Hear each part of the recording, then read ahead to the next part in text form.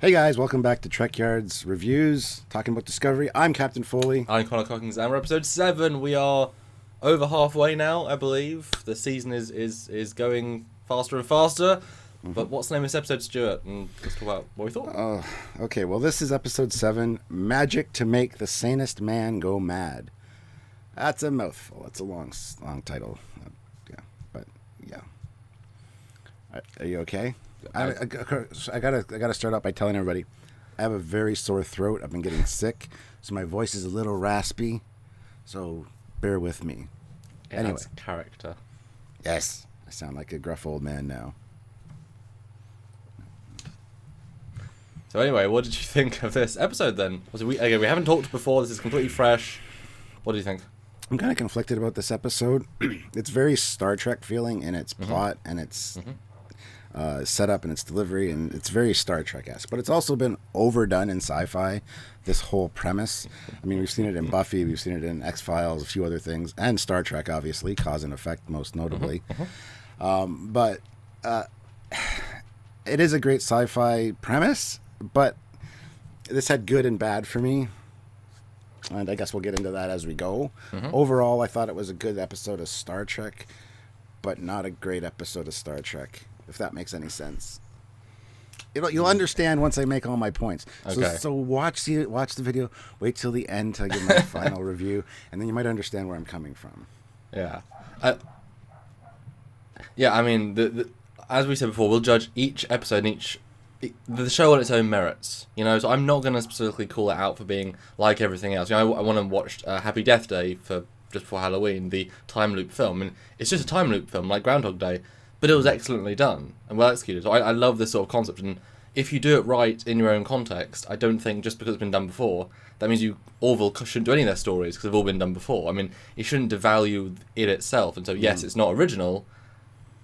But anyway, so I just want to say, I honestly want to give this episode and Discovery a round of applause, because this was, and I said to my parents as soon as I walked out, I've finally seen a Star Trek episode after 14 years. Finally. Almost, excellent. Again, besides its repeated concept, I thought it was excellent. These characters finally have voices. It was acted well, and it was actually Star Trek. For the first time, they hit Star Trek. And good. Yes, thank you, please. Yay. It's kind of an odd paradigm there, because it's a repeated concept in sci-fi about a repeating of episode of events. Yeah. So is it like totally meta that way? Is it repeated? Yeah. I don't know. I really enjoyed it. It was my favorite one, hands down. I mean, bar none. And I thought it was definitely a level above. And the writing I thought was better as well. I thought the script was distinctly better in this. Yes and no. We'll get into that. That's fine. I'm just saying I was very positive on this one, and like I say, my favourite so far, so it's going to get a review based on that, but we'll talk about each other. So let's go into detail then, I guess. So it starts off with a personal log, not a captain's log, but nice to see a, Picard-style personal or captain's log, and she's finally part of the crew. She's integrated, she's living the same active duty day again and again, with the story within the story, but she's finally finding a place in the ship, which is nice. Hey guys, welcome back to Trekyards Reviews. I'm Captain Foley. I am. Today we're going to be talking about Discovery, episode 7. But it's got a weird title, hasn't it? It's quite a long one. It's got quite a mouthful, this one. Yeah, it's the Magic to Make the Sanest Man Go Mad, episode 7. So, what do you think of that as a whole concept? Oh, guys, I got to tell you too. I got a sore throat. It's been bugging me for like 3 days now. It's getting worse, so I'm a little bit sick. Well, I really enjoyed this episode. I've got to give it a round of applause. It was just very well done. A lot of different ways. Sorry, guys, we had to. Anyway, yes, I gotta agree with you. Jumping off on Burnham's personal log, just the start of that using that to start an episode. We haven't seen captain's logs or anything in Discovery yet that I can recall. It felt It started off on a good leg with definitely a Star Trek vibe. Love the personal logs, love the captain's logs. It's something Star Trek needs to really lay out what's been happening over the course of whatever, how many weeks or whatever. I think it was a great way to do it. And but then, Stuart, we have the party scene, which we get to see many, many times. Let's talk about the party scene, which is at least in like 15 minutes of this episode. Thoughts of Rave Discovery number 1. Oh, first of all, I like the music. I like that kind of music. Well, we know this music. It's not future music, first of all. Well, I know, but it was good to hear it over and over again. I really enjoyed that. I even wrote down party great music. Tilly is really out of her shell. Oh, yeah. This. Well, she's so shy all the other times, but she's obviously been drinking. But she still won't let the guy kiss her, or she's very avertive that way. So I thought it was cool to see more of her character. And I got to admit, Tilly looked really great in this episode, so I enjoyed that very much. Because Tilly's one of my favorite characters, in case you didn't know that. Well, you can tell that's what the audience is going for. You know, this is the character you really like. Yeah, it's interesting. She wants to be the captain, or a captain, so you know she knows where she's going. So you got the same vibe in this party. She knows she wants to have booze and have fun and get drunk. But like you say, not kissing a guy, she's not losing control. She's controlling her loss of control and having the best time because of that, which I really liked. Because, I mean, I know some people complain this is a very odd scene because it's such a contemporary party and such far in the future. But obviously, if you're living in a society, then maybe you can be drunk, but also you can control it infinitely more. But it was weird to see beer pong. I mean, he threw a pong into it was really contemporary with little coloured shot glasses. I mean, it felt as if they just had a party on the set, which was really strange, with aliens that just forgot to take off their makeup. Yeah. What did you think about the vibe? Same thing. I thought it was very. Yeah. I think they were trying to talk to their target audience, because Discovery wants to pull in younger people. That's the whole purpose of any new Star Trek show or any new show, especially of an older franchise that's been reimagined, kind of like this one has.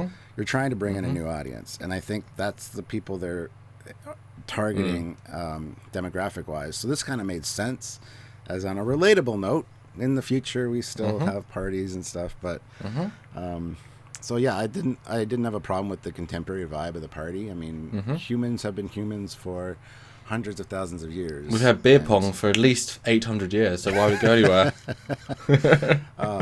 So our nature's not going to change that much in 200 years. We're not going to party. We're going to be all stone-faced and serious. And also, you can potentially look at a deeper level. I mean, if this was like the 20 to 26-year-olds, like if this was, because I mean the ship's quite big and the captain's still on the bridge the entire time just working. This isn't like ship-wide party. It's just we're having a party in this room. You can and some people can come. So it might just be a certain set of people. Maybe it's like the botany department inviting their friends. Yeah. So it's a bit more of a specialist, 20-year-old having a bit more fun. It's not like an average party. So that I could kind of buy. It is a bit fratty, but again, it's maybe just the young people. Yeah. Which I'd be fine with. Why wouldn't they have parties more radical? And then Tyler does his nice little speech about all the people we've lost and the people that are still here, and you show a guy in a wheelchair device, and I immediately thought of Captain Pike in his wheelchair. So I'm glad they included that. That was pretty awesome. And they cut to the lady that had half her hair burned off and the biomedical stuff, because again she has been directly affected by the war. Yeah.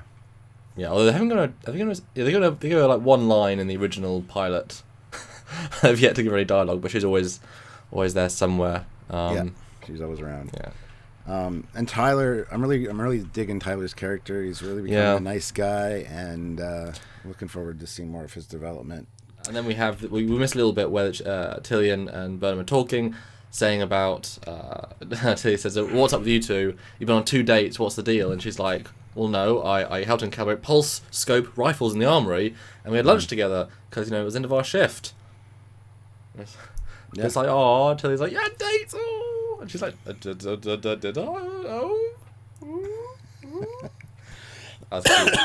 I like the naiveness there. How do you compare to old boyfriends? And she's like, How does he compare to your old boyfriends? Because I've never had any. Yeah. That was nice. Yeah, and then you get to see Tyler and Burnham walking down the hall, and I have the feeling that people run a lot on this ship because of the jargon. I know they're always doing something. Yeah.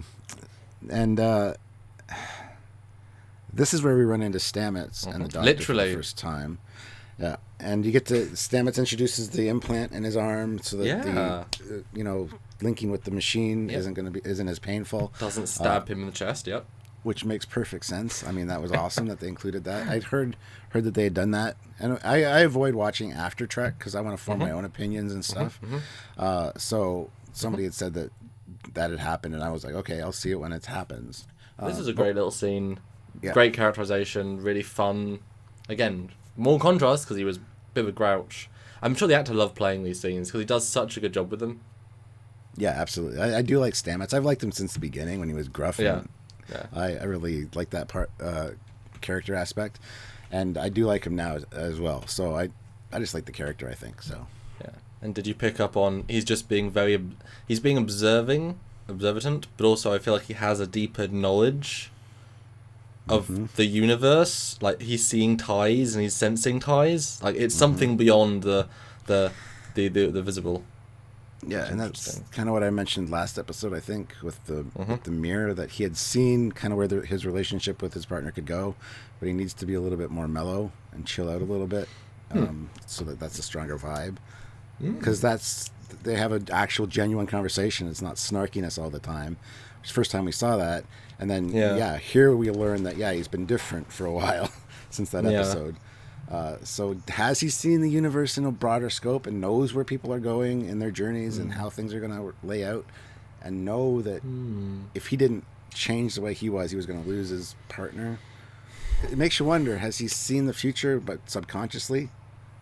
Well, he was surprised about the mud stuff, so he didn't know about the immediate future. But again, you can't necessarily see everything. If you're close to something, you're more likely to see it because you've got an emotional tie to it. But he did see, and I'm pretty sure they called this out. He said, "May I say, you are astonishingly grounded for having endured 7 months of torture." And all the audience is like, "Yes, you are astoundingly well grounded for 7 months of torture." Yes. Yeah, I'm glad that was brought up, but not really overhashed. It fit the scene so well, and yeah. Anyway, then Burnham and Tyler get to the bridge, and it's yellow alert. We've got something off our whatever bow. I think it's port bow. I don't know. Anyway, it turns out to be a giant gormander, which is an endangered space whale. This is definitely a neat organism that they found. So I thought it was very cool. It was very Star Trek. Yeah. I mean, and even the handling it was lovely. Lorca. This episode makes me think he's not Section 31 in the direct sense. The fact is there are regulations, and guess what? He was told to follow orders and rules. He was like, fine. He's got this war mission, but he's allowing resources to be developed, something he thinks is completely pointless. So there is still a good Starfleet captain in there, which I really appreciated seeing. It's super subtle, and even his lack of caring is just fine, but I appreciate that. I love the little backstory about the creature. It can breed, just likes eating more most of the time. Yeah, and Lorca's like, that's sad. That's the saddest thing he's ever heard, yeah. I do the other thing more. Wink, wink. It's like, ooh. Yeah. So this thing is endangered, so their protocol is they have to bring it on board, take it to a sanctuary, make sure it's safe. Yeah. Which is interesting. I mean, what are you going to do if you're on a mission, or what do you do if you're on a Constitution class that doesn't have a big enough shuttle bay for this, maybe? Like, what do you do? Then you send Discovery. That's true. But anyway, they end up transporting it into the shuttle bay, which is interesting. Wouldn't you think that would kill it? I mean, it's used to the space environment, and they beam it on, and the wings kind of go... That was fun, yeah. Yeah.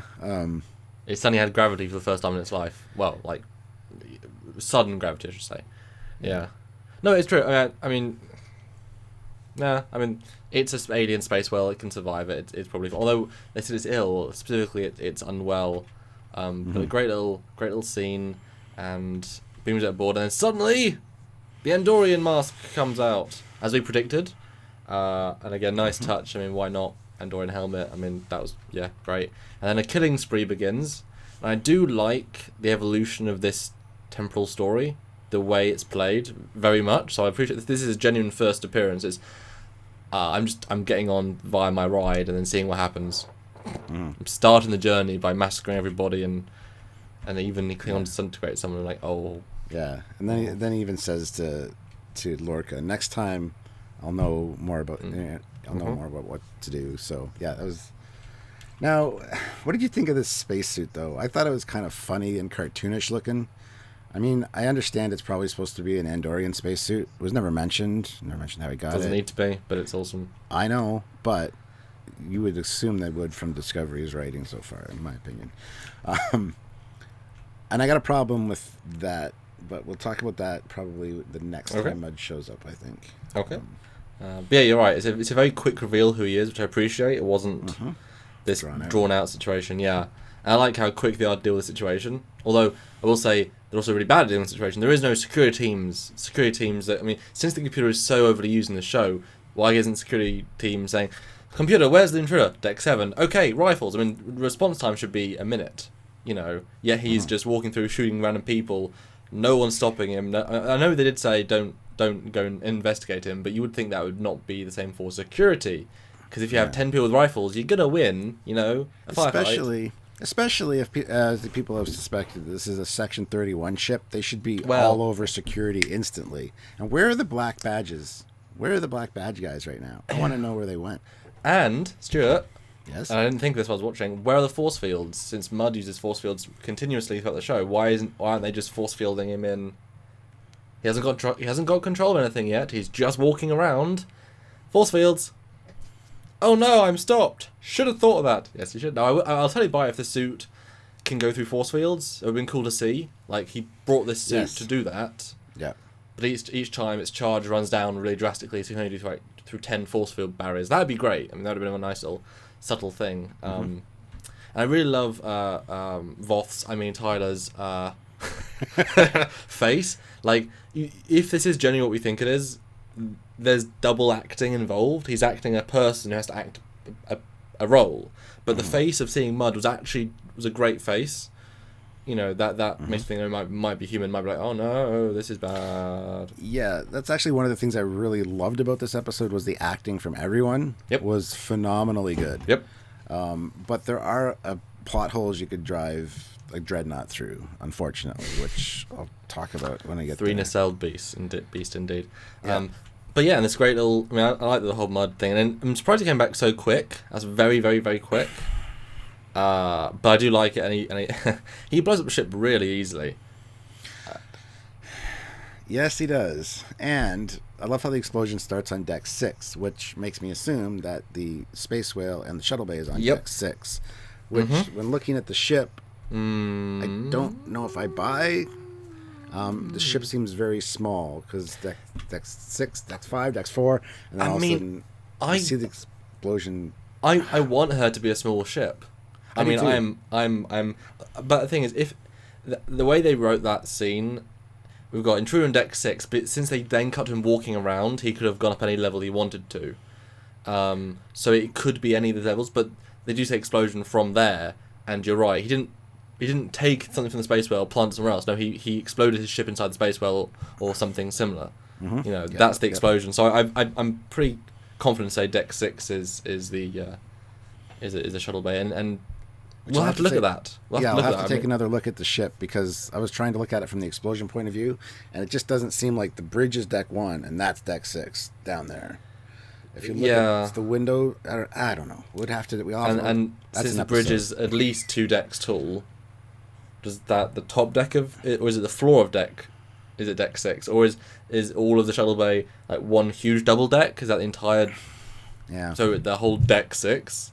Yeah, I want to look at that in more detail, because they keep throwing out stuff like that. Like now we've now got the crew complement. We've now got, you know, all these little things I want to try and put together. But it did impress me though that he knew what he was doing, mostly. Like, I'm sure he was given some scans of the ship or something to know, because he had to know where they were, how to get on board. Like, he planned it through, so he brought enough explosive to know it would take out a ship. But boy, is it that easy just to blow up a ship. Like, this is where one of my major plot holes comes in, and I'm going to mention it now. Yeah.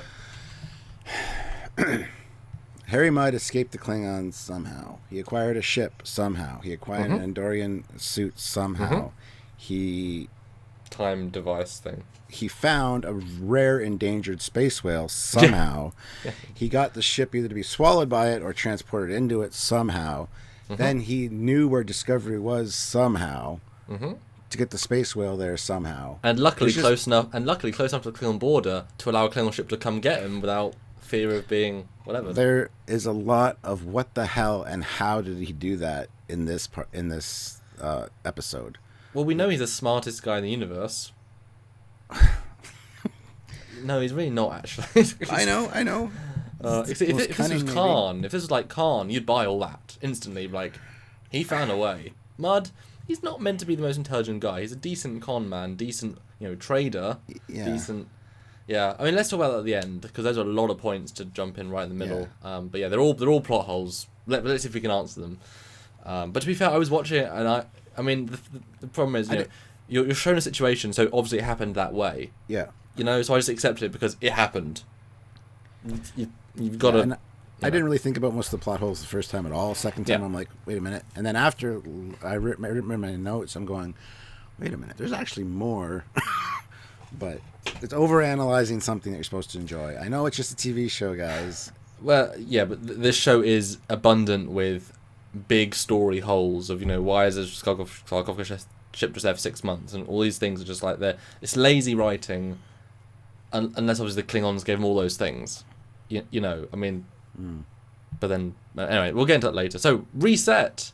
We get this great shot on all the funky lights. And that's where you can see a good shot of the hull.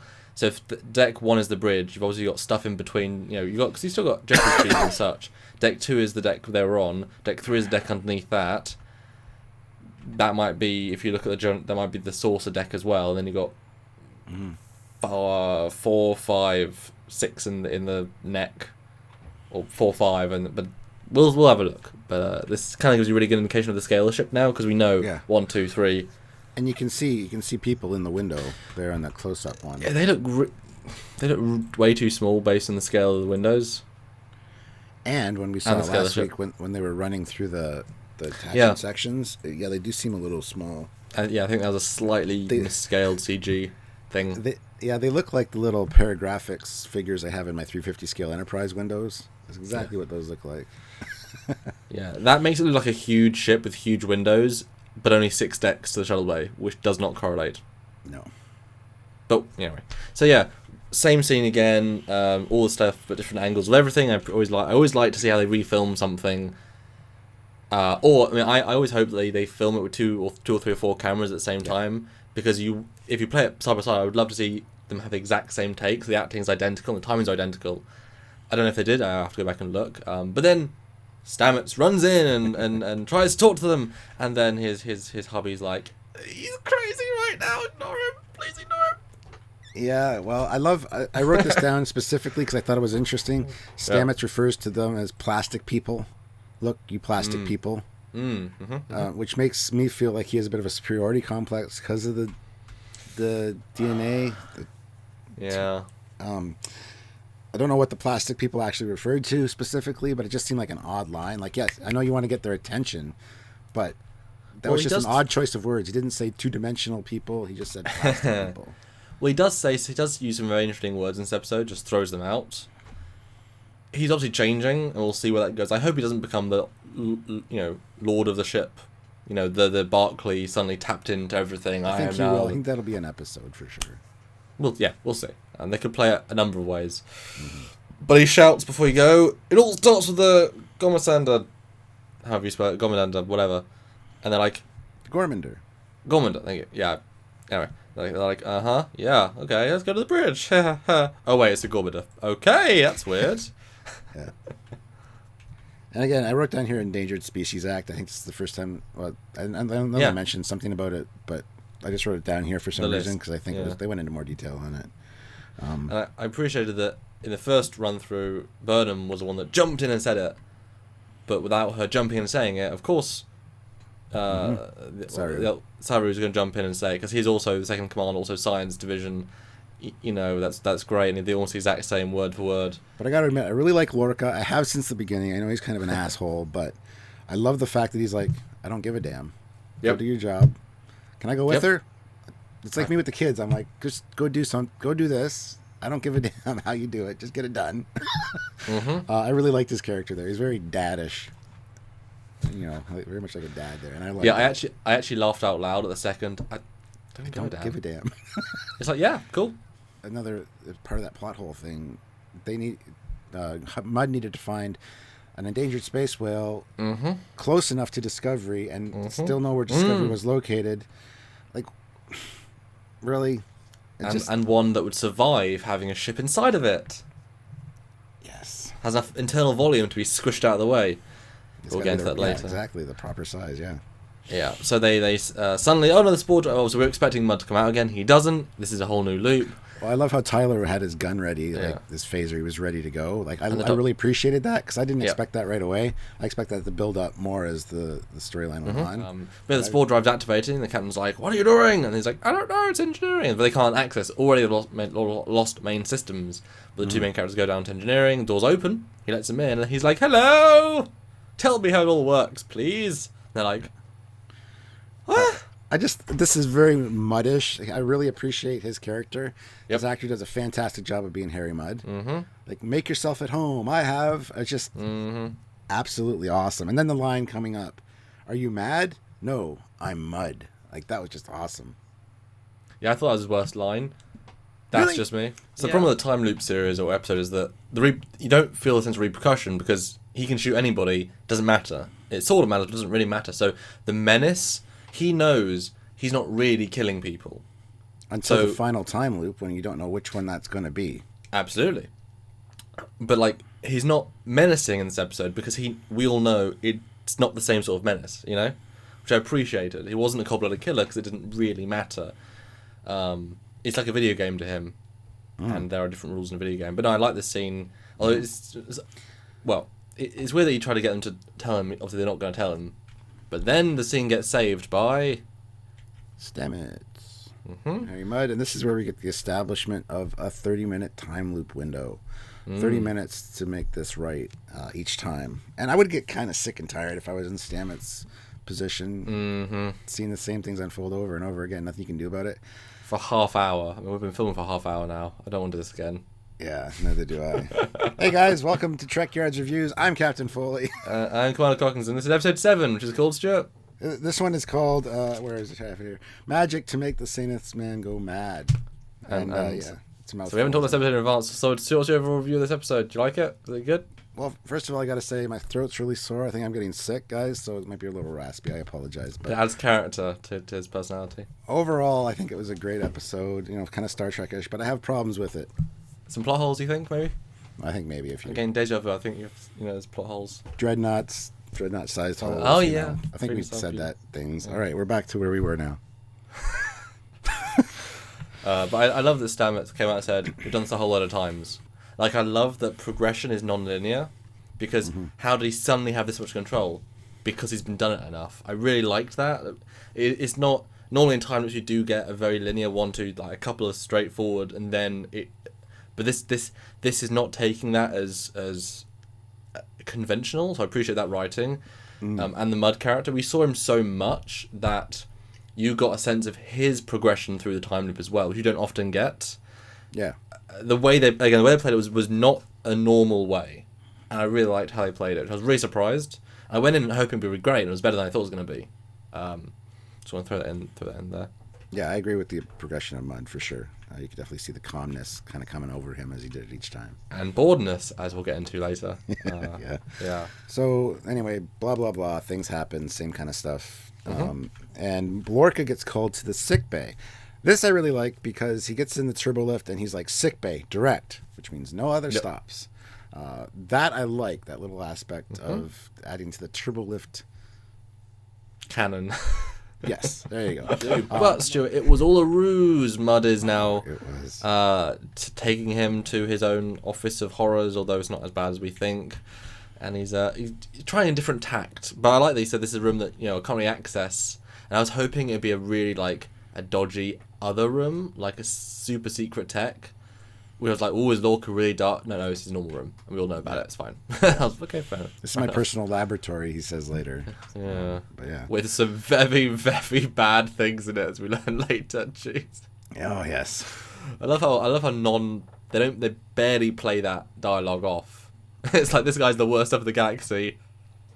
Moving on.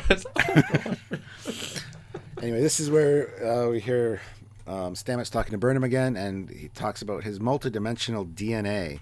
Yes. That makes him not a part of the primary time stream. Mm-hmm. Which is, again, mentioned later, but I thought that was very cool. But what does that mean exactly? Like, are you going to...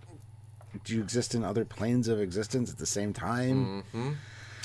What are the implications of this? Multi-dimensional creature. Dimensional. Yes. Yes. Anyway, this is where he's like, I don't want to go through this bullshit again. Tell me a secret that only you would, so that when I see you next time, you'll know for a fact I'm telling you the truth. Now, quick thing there. She's been taught Vulcan. Yes. We joked last time, Science Academy has determined there's no time travel. Does this count as time travel? I don't think it does count as time travel specifically. No, I don't think so. But that's interesting you mentioned that, because that comes up later. Yeah, but it definitely does. But she doesn't have I'm pleased she buys what he's saying, and obviously there are ways of proving time loops. You just know everything's happening around you. And but she does buy it quite easily. Yeah, I love how she's like, first we got to get you to sick bay. Yeah. And then he starts talking over her the exact same thing she was going to say. Yeah. Because you said this to me before. Yeah. But yeah, the time thing with DePaul was 80 years prior, and then all that temporal war stuff happened. So I'm sure now the Vulcans are like, hey, we never made a mistake. We just... We've recalculated based on new information, as a good scientist should. Yeah. We weren't wrong. I'm sorry for being so arrogant, believers. But yeah, the secret is... we'll talk about that in a minute, but it's powerful little secret, although... Anyway, the next thing we see is how many times Lorca dies, which is 53 times. I love all the ways he dies, but I really hate the fact that Mudd got the upper hand on Lorca that many times. I love Lorca. I don't want to see him get, taken out that many times by somebody like Mudd. Yeah, the guy that sold drugs to women to make them look younger. Yeah. It's that guy. You know what I mean? Yeah. And like you said, it's like a video game to him. There's no repercussions. He knows that it's going to reset. Yeah. So killing somebody, is it immoral if it's not really a thing that happens? Is it something you could live with if you knew that they'd come right back to life? Yeah. Well, if you know, we'd think of it as also a parallel timeline. If that's not the timeline that you live in, if it's a parallel, then you're not even really doing it in reality. You're doing it in a fake reality. Mm. Fake within fake. But I really like this scene because after this scene, the character does change. You can feel really distinct progression. He gets this out of his system. Like later on, he says, I don't need to gloat. I've had enough of it. No, he's much more direct later on because he's lived all these situations. And I will agree, the fact that he can walk onto the bridge in every different way and no one is even remotely trying to stop him is kind of ridiculous and very oddly played. But obviously, if he knows where everyone's going to be, he just walks around them, as we see later. Just walks around. And I'm here now. Hello. And they're like, what? Boom, he's dead. Hey, guys. Boom. Yeah. And can we just make a mention here of the few ways that Lorca dies? Please, I have great skills. He gets shot in the face and disintegrates. He gets shot in the chest, like a bullet kind of wound, and doubles over. He gets shot again, looks like on stun. Yep. And then he gets, this is my favorite, gets beamed out into space, and you can see him materialize, and then, you see the air get sucked out of him, or blown out, I guess, as Data would correct me. But anyway, and then we get to see what this little menagerie of weapons and laboratory stuff does, because he gets shot with a new weapon, and this is really cool because you saw his skull and stuff right before he disappeared, which is awesome. And especially just a space revolver. Yeah, it looked very anime-ish. It looked like something out of... Like a really cool reference that none of us get. It looked like the guy with the red trench coat. Soul Devil May Cry. Yeah, Devil May Cry, yeah. No, not Devil May Cry. It's an anime with the guy with the glass. Anyway, I don't know. Insert a comment telling us that we're... Somebody knows. People probably know. Yeah. No, I like this scene. I mean, I appreciate we finally got to see the phaser do a beam. Because guess what? It's a phase beam weapon. It should do beams. And it was a very similar disintegration effect to Into Mirror Darkly. I really appreciate that. That was exactly on point. And if you look at we know that blue is stun, red is kill, but red with a yellow, I think it slightly moves, but red with a yellow rim is disintegration. So I love that. I was wondering if that would be a thing. So I really appreciate. And again, it shows that the Klingons, they can disintegrate. Yeah, but every weapon can do it at this point. You just don't choose to do the setting. You know, I liked that. Anyway, so we finally get back to the actual plot, and Stamets he's tried everything. Now he's being more direct, and he's saying you need to talk to Tyler, see what he knows, because he's probably gonna know something. Anyway, here they do a dance, and she tells her all about how him and his partner met, and she's like, "That's not logical. Why would you do that? You know, when you're mean." He goes, "Love isn't logical. Just be yourself, tell the truth, and tell how you feel." So. That was a great scene. But yeah, so they have this little dance. The romance is not forced, but it's clearly a plot-reasoned romance. You know? Yeah. It was reasonably well handled this episode, but it's like, already?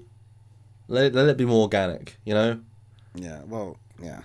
I like the fact that we're seeing a nicer side of Taylor. I like him. I also like seeing the softer side of Burnham a little bit, because I don't like Burnham. I don't like anything about her character. But this makes her seem a little bit more vulnerable, a little bit more personable, a little bit more relatable. Yep. But yeah, he tells her about they have a kiss, which is great and cute and lovely played, and this, he believes her straight away. Okay, but I guess he buys the mud technobabble. And what did you think about how they actually explained this? Because I was quite intrigued.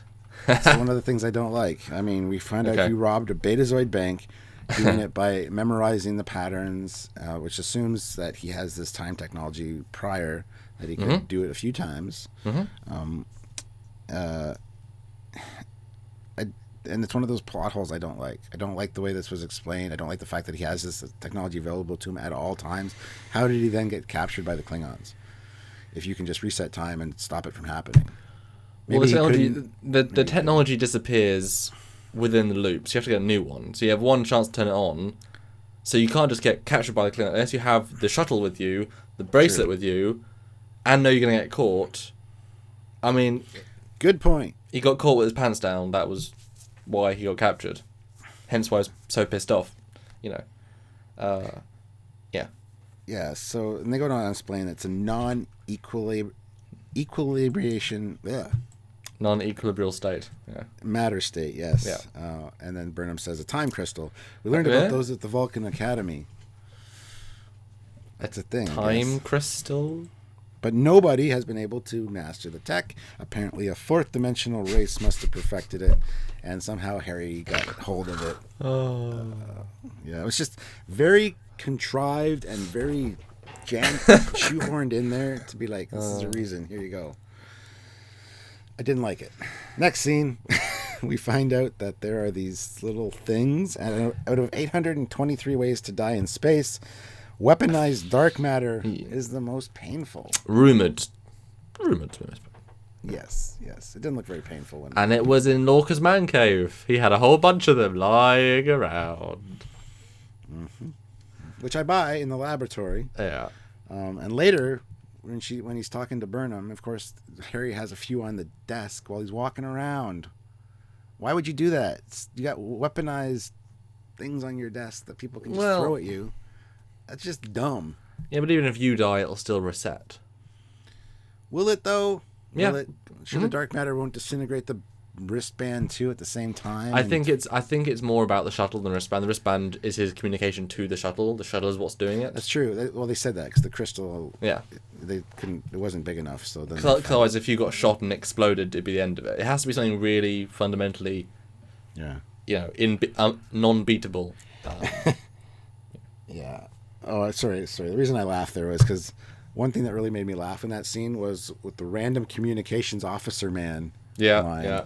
I'm like, yes, it's true. Everyone on the bridge is a random person at all times. We haven't been introduced to none of the bridge crew except for Saru Yeah, exactly. So I thought that was hilarious. He was well written. He was well written in this episode. There was some it knew what it was doing and used that, which I really appreciated. But also the whole time you had the in the back, I had the back of my mind, has he already done this before? Did he know that the guy was moving to get him because he'd already done it once and he got beat by it, or did he just know because he looked around? Like, how many times? It's not just I've done it 10 times. I'm bored. There was who knows how many. I like a little bit of extra depth. But then the guys come in. And then shoots it at Ash, and we see him disintegrate in. I'm gonna be honest, doesn't look as painful as a very on T disruptor. He didn't scream. And promise when we saw Lorca disintegrate twice already, one of which was quick and whatever, the other one looked pretty nasty. This one looked like it did not look very impressive since we already saw 2 previously, and it wasn't quick, but. I mean, that's the only thing I can say about it. It wasn't quick, but if it was meant to be slow, it should be really slow. But should have been more painful. It didn't look painful at all. Yeah. Although, did you notice? Now, this might be me reaching, but I don't think it is. If you look at the stills, when he starts melting away, underneath the melting, there's revealed to be white face. I saw it. Yeah. Very slight, very there. And it different skin tone. And it does look deformed and Klingon-like. Yeah. It does look like. I mean. Yeah, and in fact, I was trying to listen to the second time it happens, and with Burnham, I don't think there was, but there was a distinct animalistic noise that went along with it, which I don't think that matters is going to make you die with animalistic. Like, it was like, so you can imagine if it was a Klingon inside dying, but I think that was a really nice little. I'm zooming in. I mean, it's a, it looks like the guy's skin tone with his face being melted away. It's a great little something. Yeah, I do agree. Anyway, then she calls Tilly, and Tilly's asking if she's died as well. Yes, they've all died, blah, blah, blah. We find out that the ship and the larger crystal are inside the space whale. Again, how did it get there? Did the space whale swallow it? Or did the ship get beamed in there? That'd make more sense, probably. So this creature's been beamed on board, right? A brand new Discovery ship, scanned it, couldn't detect a human life sign, or a shuttle, or a crystal, but yet they could when it was on board when they did another scan. I'm sorry, I don't think the scanners inside the shuttle bay are more advanced and better than the full shuttle, the full sensor palette. If they're looking for something specific, possibly she could have calibrated them to look for this. Oh, and then we have the first captain's log of the franchise, of the Discovery multiverse franchise, and what a wonderful little scene. That's Captain Harry Hardcore Fenton Mudd. But again, even with no computer control, to walk into the captain's office and there's not even a security team with guns waiting out. I mean, I don't buy that the crew is responding 0% to his presence. I would love to see security guards there, but because there's always a force field following Harry, you can't do anything about it. But they should all be there ready, like 4 or 5 of them, just kind of like, what do we do? Like looking at Saru or something. Yeah, I agree. Yeah, the crew is kind of inept in this episode, completely, bar our characters. But I loved, enter. Hello. It's like so chill. Love that. Yeah. Well, he knows that he's protected. So, yeah, she goes. The Klingons want something more than the Discovery. They want me. I killed the Messiah Tukuvma, and then she kills herself with dark matter. End of the character season's episode 7. Yeah, this was a great scene because he, obviously, in his mind, he basically has one. He's done all these things, and yeah, that was clever. I mean, I was expecting him to be like, okay, I'll take you in for the dude will reset, but no, I'm just gonna kill myself. Cool. Well, yeah, I think he was expecting this to be the last one because the Klingons are coming in, and then when she said that and that happened, he's like, ugh, and then the ship's gonna explode. He's like, I gotta do this all again. It's like playing a video game, playing the same level 15 times. You just want it to end. Yep, and then he looks bored as anything in the next scene. I love it. He's like, I don't care. That's literally 133 times. I've already won. Yeah, that's great. And that's where, like I said, they went straight to the bridge, talked to Lorca. Lorca's like nodding, gives access to the chair and the security protocols. You see the security thing come up behind Mudd. He's so bored at this point, he's not looking to see the security protocols activate. So I loved it. Yeah, exactly. It was just like, and then he makes a deal with Lorca because Lorca doesn't want to repeat the mistakes of the Baran. He wants, Lorca makes the deal. You can have my ship. You can have whatever you want. Just make sure my crew is safe. And Mudd's like, why would you do that? And this, I don't know if this is just Lorca trying to con a con man, or if this is actually a softer side and more of character development for Lorca, that he doesn't want that to happen to his crew again. I want to think that it's the latter. I want to think that it's, you know, genuine, that he doesn't want his crew to be harmed again, but I'm not exactly 100% sure. Well, they've told everyone the situation. Everyone knows what's happening, so it is part of the play. But he had to use some ammunition that is believable. So again, like with the Admiral, he's still trying to get his objective, but he's using a real thing that he feels to use it. Because it was a well-acted piece by him. And obviously, just like with any narrative, we know this is a ruse. We know that he's going to fall for it. That's just the storytelling. But actually, I think it was a rather clever way. Because again, he said, why would you do this? Well, Stamets, you know, he's a scientist. I have empirical evidence that we can't win. I've done this 133 times with you. You keep winning. Like, there is some validity to argument, you know. There's no point to keep going.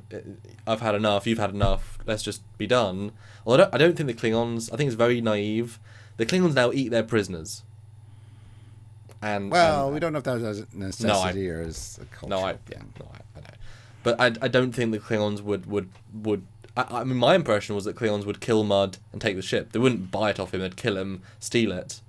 Like, why would they do business with him? They've got the best weapon in Starfleet, and cloaking ships. And so why would they? Well, obviously just kill the entire crew or do horrible things to them. Like, he has no power in this situation. Which opens up the question, too, we had before. Is he working with the Klingons? Or, like, are they allowing him to do this? Because he said that him and Stewart made this escape, and then after the escape, Stewart buggered off. You know, damn bugs. But and then we get an interesting part. So, at the end of the loop, he's choosing not to blow up the ship. Or kill Lorca. Yeah, and he has 5, 4, 3, 2, 1, and the thing vanishes off his arm in a stardust effect. Not what I was expecting, gotta say. I guess that's kind of the magic aspect. And now he's committed. He has a... And he... as a con man, you finally won by allowing them to surrender. And you haven't instilled in them the fear the last time, which gained more power. You haven't. I mean, you still have control of the ship systems, but... He got lazy. You can tell. I mean, it does play out that way a little bit. But I was like, ooh, this is now the one. So let's. Although, question: Are we time affecting this? Has he actually moved time, or has he just moved time in the local vicinity? Several. I wondered that. Yeah, it's only half hour. It's only half-hour chunks though. So 157 half hours is not going to be weeks. So probably just the local time. Yeah. I love how they play off Mudd as very competent and clever, but not dedicated. Because, like you said, he got bored. But he is very clever to have got as far as he did. But yeah, the boredom and the lack of discipline, I guess, at the end is what squashed him a little bit. Well, it's like a bank heist. He can do a bank heist perfectly because he can learn everything, and when it's perfect, he'll just do it.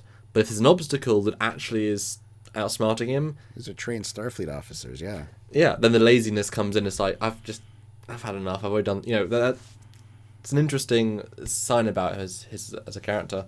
And then we get this hallway. Again, loving Stamets. Just, he's walking different. He's acting different. Just a different, really good vibe. They talk about Stella. Okay, great.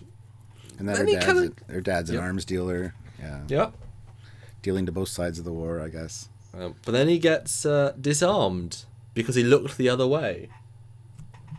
And all of this time loop, all of this training, all of this planning, it's like, really? Is that how you want to end the story, with him getting disarmed? I kind of thought the same thing, but nah. And it's worth mentioning here that Stamets also says to him, you know, I exist outside the normal time stream. Again, so calm. I love it. Yeah. I know. But yeah, I thought that was kind of odd that he turned when Tyler comes in and gets his weapon snatched away. It's like if I was him, if this was the final one, you have to be careful. I would say, computer, lock all doors from here to the transporter room. Okay, now you've got a set path. He doesn't have control. Well, he does have. He does. Oh yeah, he does. And he stays at least 10 steps back. You know what I mean? That's we have to end the plot. But it seemed this guy is not dumb, and you'd think he'd be back on his guard right now. He really wasn't. Now I get there's a Klingon ship outside, but the Discovery can still shoot it, warp away, spore drive away. No, I guess I can't spore drive because Stamets is there. But you know, it's not like he's won right now. He's still vulnerable. What if they shoot him? You know, what if he suddenly gets killed? He's just lost everything. He's doing it for the money. He's not doing it for, you know what I mean? Yeah. That was way too easy, considering the effort they put into. But then we get the final bit of the plot. What is it, Stuart? Oh, some crap about Stella looking for Mud. Mud never lost Stella. He was trying to get away from her, and her dad wants to marry her off to make her an honorable woman and all this. And she ran away with her. She loves Harry Mudd, and I got to admit, when she beamed in, I thought it was a good choice for casting for Stella, based on what we see her in iMud. And I love also the costuming here. Both her and her dad, I could see those costumes both being in 1960s Star Trek. Yep. I thought that was very well done. So and kudos. Wonderfully characterful for each of them. Yeah. What it was, but yeah, the plot revealed that it wasn't the Klingons. They reprogrammed, not the whole ship, not whatever, the teeniest bit of tech on Lorca's console, so that, when he told it to talk to the ship, it said it was a Klingon ship, but it wasn't. And communicated to the different ship. Although it's lucky that they were so close, because it was between the bridge. Another plot hole, isn't it? Now to the bridge and there.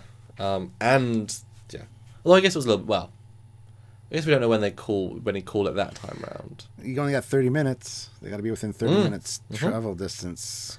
Both of them together. What if she was off somewhere else? We'll talk about that in another episode, I think. But yeah, I love her outfit. I love her acting. It's nice to see a young Stella. Although I was kind of. I need to rewatch iMud to remember the context. I don't know if this exactly falls in line with how they played it in the 60s. But have you been drinking again? Yeah, I do see the evolution of her to her though, because his annoyingness is gonna transform her. Because they obviously actually got married at this point, and you can see they would rub each other. He's gonna start drinking because she's always there, and yeah. Yep, because she loves him so much. But I thought that was lovely. It's like, no, I loved you either way, babe. You're a bit of a bleep bleep bleep bleep bleep bleep bleep bleep bleep bleep bleep. But I love you anyway. And as someone said online, just because you're 30 years older than you should be in the canon, I love you anyway. Yeah, well. But no, I liked her acting. I liked that whole thing. And I do think he actually felt bad when she said that. Because his face, like, it's acting with acting, but I think he was like, oh, well, I mean... Yeah, I think so too. I do, but yeah, I'm just looking from... I just kept referring to iMud in my head, going, "How does this turn into that?" It's like I want to watch now again, just try. Like 10 years. Wow. Well, anyway. Anyway, there we see their ship, which is huge compared to Discovery. Very much. Well, that's also the camera trick. But yeah, it's yeah. It looks like a yacht. It looks like a boat on the top, like a. It looks like the Excelsior top / Kobayashi Maru bottom. It's actually a really interesting design. Really weird. Yeah, but it does look like a luxury cruise ship on the top, though, for sure. With big cargo docks that are also engines, because they're huge. I mean, if you look at Discovery engines compared to these, I mean, yeah. And then yes, they beam away. And I do like this new transporter effect. I said that before. It's a very faithful TOS modernize. No problems at all there. I appreciate it's one for each pad. We had more than one per pad earlier on, I believe, and we were kind of annoyed by that. But one per pad, they leave. Then we're now in the present again. You know, time is reassuming its natural space. And she talks to Ash, and obviously we know what's happened. But I guess you can imagine Stamets would just tell them. Yeah, and he did. Danced together, and you liked it apparently. Yeah. And we kissed, and we liked it apparently. Subtext. And the funniest thing in this scene, if you listen closely in the background, you hear. Maintenance crew to Airlock 1. And then just before they get on the turbo lift, Airlock 1, prepare for rapid decompression. It's like, what's going on at Airlock 1 that's more interesting than this scene? Yeah, I heard that too. Yeah. I just thought it was hilarious. There's stuff going on the back of the ship, that did the maintenance crew make it on time, or did it decompress because of an accident? I don't know what's going on. Are you telling me that's the story you want to know? Is that the sub story? Is that the meta? Is that the next book you want to read? What happened to that maintenance crew? That's going to be mentioned. Yes, absolutely. I think so. Anyway, I thought that was interesting. And what happened to the space whale? Third pilot, the maintenance crew pilot. Yeah. Oh, and what happened to the space whale? Is it still in the shuttle bay? Well, yeah. And they got a time crystal now. I mean, I'm sure that probably disintegrated too. The time crystal probably left too, but did his ship go with it, or has the ship got to be transported out of the space whale to make it better? They knew it could.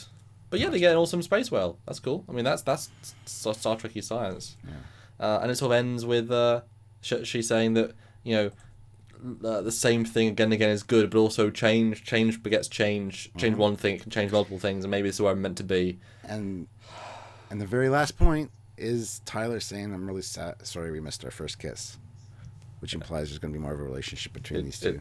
It does. Yeah. So there you have it, guys. That is our review of episode 7. Yes. Hey guys, I'm Captain Foley. Welcome to Trekyards Reviews. And what is it? Today's Discovery. What was the name of the episode? It's episode 7. I feel like we've done this before. Magic to voice. make the sanest man go mad. Oh, I know. Sorry, voice. you noticed that, did you?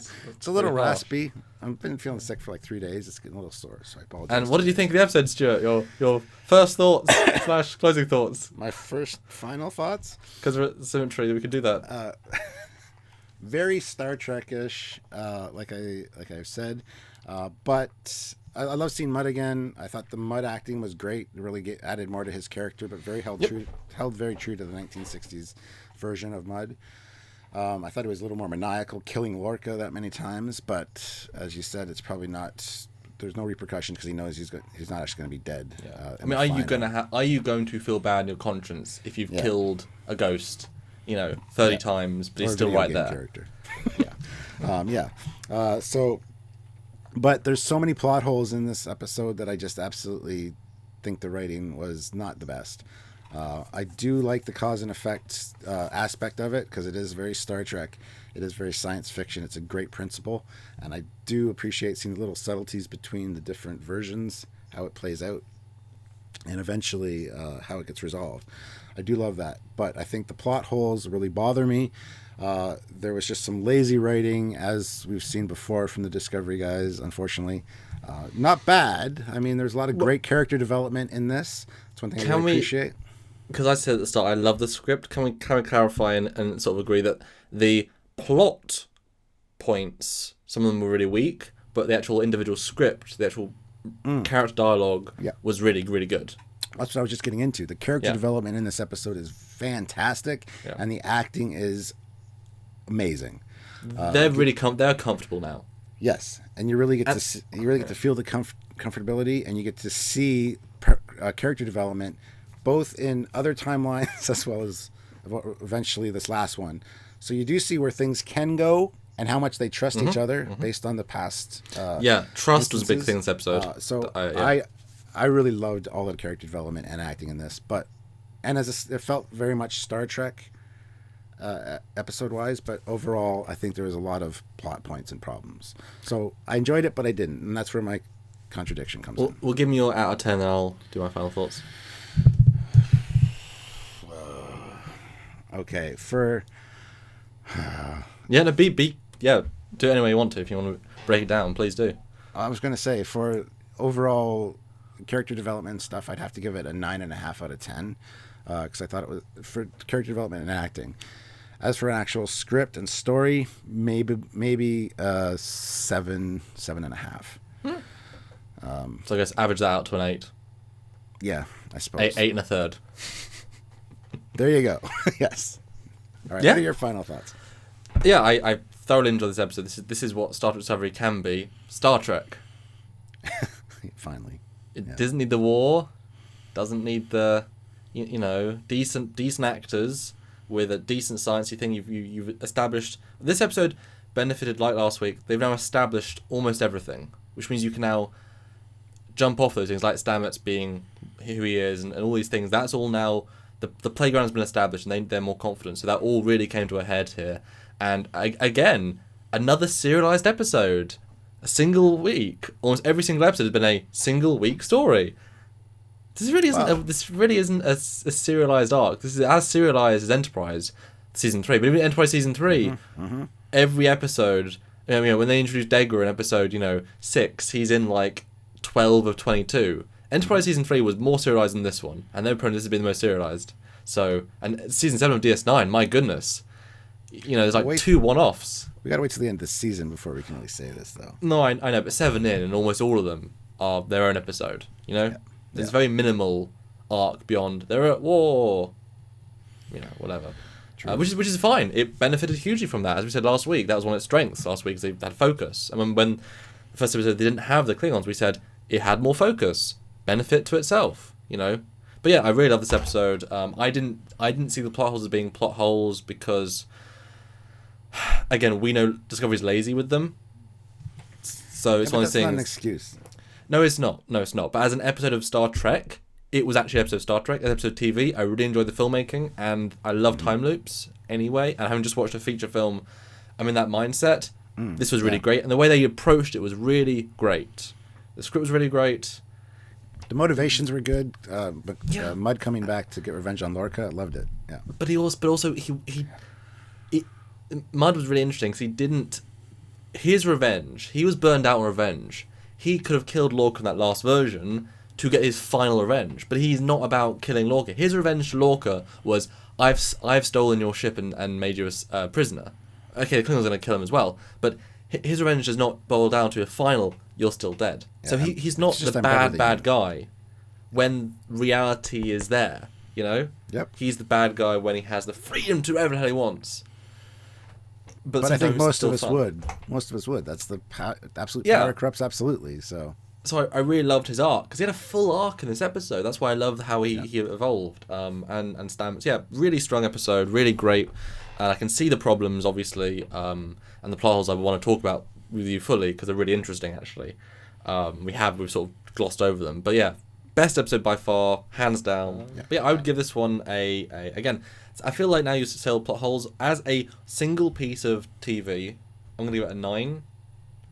Okay. Plot holes, I'm gonna probably join you and say 8.5, 8.6. I don't feel like it took almost anything away for me. But what do you rank it as an episode of Star Trek in general, then? I love time loops. Really strong. I mean, the thing is also that the characters weren't bad people. All the characters were trying to do good things. We had some funny moments, you had some friendly moments. I mean, this was not the dark Star Trek they're trying to present to us, and it really was better for it. This felt like more of a confident season 3 episode of TNG, season 5, season 6, whatever, that had some really good filmmaking to it. Yeah. Excellent. Good job. Please make more like this. Seriously. Yeah. Okay. Make more like this, but make more sense of the script. Yeah. Yeah. I mean, first time through it was great, but in retrospect, there's just some problems, that's all. And we will talk about them this following week, so enjoy. Yeah.